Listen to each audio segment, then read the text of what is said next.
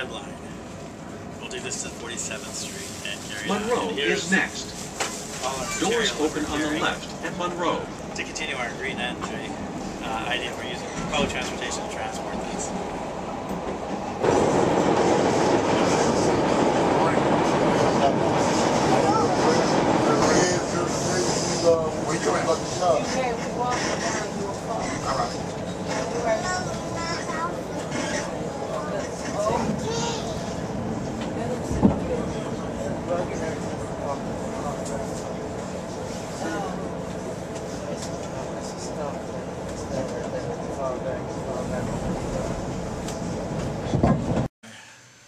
Hi, this is Nature's Little Cyclers, and we've been doing coffee grounds. As you know, Indirect Cafe in Chicago has been giving us their coffee grounds, and this week they gave us a real bonanza of coffee grounds, so that, especially special grounds. And last week, or 2 weeks ago, we began a bin that basically was contained all coffee grounds. So we're going to take a look at that right now and see how it is. So I'm going to take out the lid, and we're going to go in there, just burlap. And I want to thank Brendan Tripp for also filming this. As you can see, we got earthworms on the burlap because we like burlap. Burlap is a nice eatable clothing. We know we like t-shirts. Now, one of the things we don't see a lot is in coffee. We see the worms. Remember, this was just a small patch of worms. Not as big. And my gosh, you can start seeing they're already beginning to break down. And look at that. So it's working pretty well. But I can see from the way they're acting, it's a little acidic. So I'm going to add a little bit of green food to it today. A little more coffee grounds, but a little bit more green fluid. As you can see, will they eat it salad from an earlier episode? So I'm going to add some of this to it. Hopefully to break it up, and maybe a little bit of Excelsior.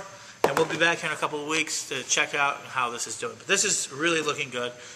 They are actually converting this very, very quickly. So we'll be back and talk more about coffee grounds later. And another thing we need to add, and I'm looking for, is eggshells. Eggshells are calcium carbonate, which is very important to what the worm's process is. And so one of the things you do is you just break it up. You can put them in there. If you put them in there as half shells, the worms will actually sit in there, and they can actually act as a trap. That's another way to do it. But I'm going to break this up, and then basically I'm going to take this extra material and just gingerly kind of build it into the top.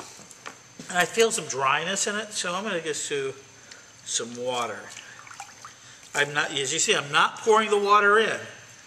I don't want to drown them, even though worms need moisture to breathe. And they can live in weeks under the water if there's enough oxygen. But I just want to basically get some extra nice moisture in there. And get this back up, put our burlap back up, and we will see how this experiment goes in just a couple of weeks. And that's how it's going at Nature's Little Recycler. If you want to support us, we could really use your help. Go to Paganics.com and watch our progress. Watch us grow this urban vermiculture green tech venture. One of the best things we've learned this week at Nature's Little Recyclers by Paganics is that the coffee we fed to all of the tanks is just about gone as I refed them. Only in the one tank, which was all coffee, have I found any problem. And it was just a minor one of being slightly acidic.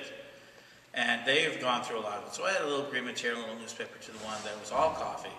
And I added coffee and food to all of them because they just went through it. So this is a great food, and it's a great way for us to take care of a problem. It can be 6 to 15 tons in Chicago. And I want to thank ING Direct for being the first to give us their coffee grounds and to working with us so well. We're learning so much in the process. They've already given us about 40 pounds of coffee grounds. That's just, they're going through it. So everything they're producing and giving us is being fed every week to the worms.